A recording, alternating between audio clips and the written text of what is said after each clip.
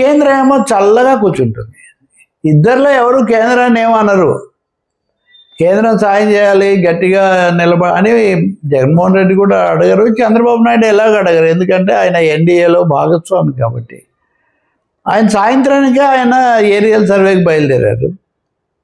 మరి గతంలో జగన్మోహన్ రెడ్డి ఏరియల్ సర్వేకి వెళ్ళినప్పుడు పైనుంచి ఏం కనబడుతుంది, గాల్లో ఎగిరితే. ఈ పద్ధతిలో అప్పుడు ఈయన అపహాస్యం చేశారు. కాబట్టి ఇక్కడ సారాంశం ఒకటే. నాకు బాగా గుర్తుంది, ప్రమోద్ 1977లో దివిసీమ ఉప్పెన తుఫాను వచ్చినప్పుడు. ఉప్పెన సరే మానవ నష్టం, ప్రాణ నష్టం చాలా జరిగింది. తుఫాను వల్ల కూడా చాలా నష్టం జరిగింది.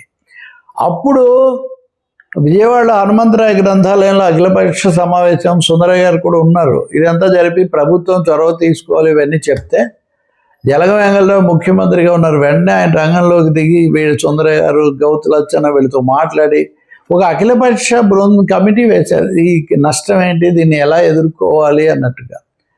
సో తీవ్రమైనవి వస్తే ఎలా ఎదుర్కోవాలి, అందరు కలిసి ఆపత్ సమయంలో కూడా అఖిలపక్ష దృక్పథము, అందరు కలిసి మాట్లాడడం లేకుండా మీరు మేము అని అలా తిట్టుకోవడమే పనిగా పెట్టుకుంటే దీనికి ముగింపు ఏముంది? సో జగన్ అలా అనగానే ఇక్కడి నుంచి అచ్చెన్నాయుడు, ఇక్కడి నుంచి సత్యకుమార్ యాదవ్ అయితే అసలు చంద్రబాబు చాలా గొప్పవాడు కాబట్టి తుఫాను ముప్పు ఆపగలిగాడని. ఎవరైనా ముప్పు ఎలా ఆపుతారు? ప్రాణాలు సురక్షిత ప్రాంతాలకు తీసుకెళ్ళగలుగుతారు.